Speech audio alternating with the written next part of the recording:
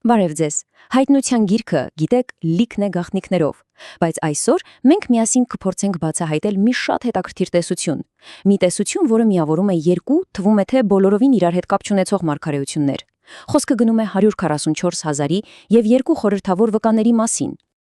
Դե ինչ, եկեք անմիջապես սկսենք հենց հիմնական հարցից։ Հայտնության գրքում հանդիպում ենք մի շատ խորհրդատավոր խմբի 144,000 հոգուց բաղկացած, բայց ով են նրանք իրականում, ո՞րն է նրանց դերը այս ամենի մեջ, եկեք պարզենք։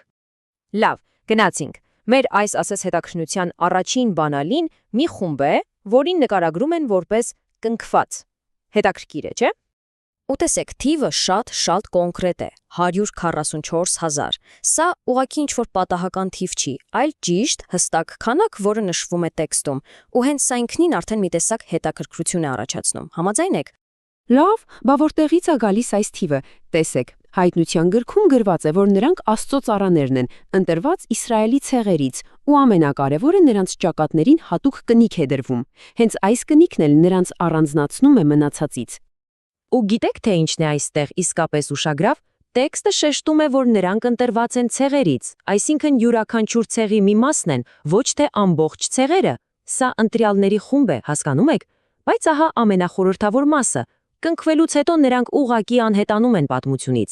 Իսկ թե որն էր նրանց առաքելությունը, մնում է գաղտնի։ Ու հենց այստեղ, երբ մտածում ենք, թե ուր կորան նրանք, պատմությունը կտրուկ շրջադարձ է կատարում, բեմ է դուրս գալիս մի լրիվ նոր կերպար։ Ավելի ճիշտ երկու կերպար, որոնք առաջին հայացքից ընդհանրապես կապ չունեն մեր 144,000-ի հետ։ Մի պահ մտածեք, 144,000-ի ֆոնին երկուսը դե շատ փոքր թիվ է թվում, չէ՞։ Բայց միշտապեք, որովհետև այս երկու անհատները օժտված են ուղղակի աներևակայելի, ահռելի զորությամբ։ Հայտնության գիրքը շարունակում է պատմել, ներկայացնելով այս երկու վկաներին, եւ նրանց առաքելությունն ունի շատ հստակ ժամկետ՝ 1260 օր։ Հիշեք այս թիվը, որովհետև այն շատ կարևոր է մեր պատմության համար։ Իսկ ինչ վերաբերում է նրանց զորությանը, ուղղակի լսեք, նրանք կարող են կառավարել բնության տարերքները, անձրևը կանգնեցնել, ջրերն արյան վերածել, ավելին, իրենց բերանից դուրս եկող կրակով ոչնչացնել թշնամիներին։ Այսինքն նրանք իսկապես ահեղ ուժ են, որի հետ հաշվի չնստելն անհնար է։ Բայց ցավոք նրանց պատմությունն էլ ունի բավականին ողբերգական ավարտ։ Հենց որ նրանց առաքելության ժամկետը լրանում է, անդունդից բարձրացող գազանը հաղթում ու սպանում է նրանց։ Ու թվում է, թե ամեն ինչ հենց այստեղ էլ ավարտվում է։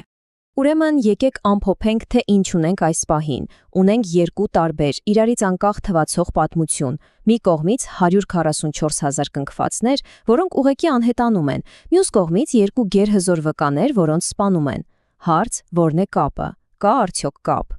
Որպեսզի կապը գտնենք, պետք է ուշադրություն դարձնենք մի շատ կարևոր դետալի՝ ժամանակահատվածին։ 1260 օր։ Սա այն ժամանակն է, որի ընթացքում երկու վկաները մարգարեանում են։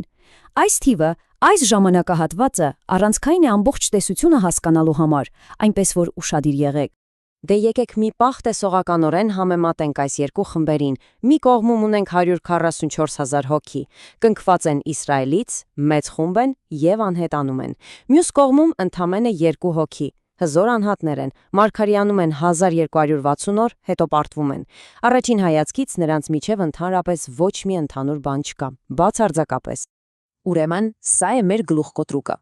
Ունենք մի խումբ, որը կորել է, ու երկու վկա, որոնց սպանել են։ Երկու անավարտ պատմություն։ Ինչպես են դրանք միանում իրար։ Ո՞րն է վանալին։ Դե ինչ, հիմա եկեք անցնենք ամենահետաքրքիր մասին՝ բացահայտմանը, մասին, որը ըստ այս մեկնաբանության միավորում է այս բոլոր կտորները։ Եվ վերջին, որոշիչ բանալին գտնվում է Սիոն լեռան վրա, այն բանից հետո, երբ երկու վկաների պատմությունը կարծես թե ավարտվել էր։ Սա թերևս ամենակարևոր հարցն է։ Այն բանից հետո, երբ 144,000-ը կնքվեցին ու անհետացան, որտեղ են նրանք հայտնվում հաջորդ անգամ, եթե իհարկե հայտնվում են։ Պատասխանը ստանում ենք մի քանի գլուխ անց, եւ հենց այստեղ բոլոր կտորները սկսում են իրար միանալ, նույն 144,000-ը, նույն նշանով իրենց ճակատներին։ Նրանք կրկին հայտնվում են, բայց այս անգամ Սիոն լեռան վրա, գառի հետ միասին։ Եվ ահա, ուշադրություն, վճռորոշ կետը։ 144,000-ը Սիոն լեռան վրա հայտնվում են հենց այն բանից հետո, երբ ավարտվում է երկու վկաների պատմությունը։ Ժամանակագրորեն հենց նրանց պատմությունից հետո։ Ըստ այս տեսության, սա ոչ մի դեպքում պատահականություն չէ։ Եվ այս ամենը մեզ բերում է այս մեկնաբանության, անկեղծ ասած ապշեցուցիչ եզրակացությանը։ Պատրաստ եք, 144,000-ը հենց երկու վկաներն են։ Այս տեսության համաձայն երկու վկաներ անվանումը խորհրդանշական է, ոչ թե բառացի։ Այն կարող է վերաբերել ոչ թե երկու մարդու, այլ միգուցե վկայության երկու տեսակի, որը ներկայացնում է այս 144,000 հոգանոց խումբը։ Իսկ նրանց մահը դա պարզապես իրենց երկրային առաքելության ավարտն է, որից հետո նրանք արդեն հայտնվում են ղարի կողքին։ Եվ սա, կարծում եմ, իսկապես մտածելու տեղիք է տալիս։ Ինչպես կարող է մեկ խմբի վերադարձը, ընդհանրապես մեկ համարը, լինել այն բանալին, որը երկու բոլորովին տարբեր թվացող մարգարեություններ միացնում է իրար, ստեղծելով մեկ ընդհանուր պատմություն։ Սա ուղղակի ցույց է տալիս, թե իրականում որքան բարդ ու բազմաշերտ կարող են լինել աստվածաշնչյան տեքստերի մեկնաբանությունները։ Այսքանը շնորհակալություն ուշադրության համար։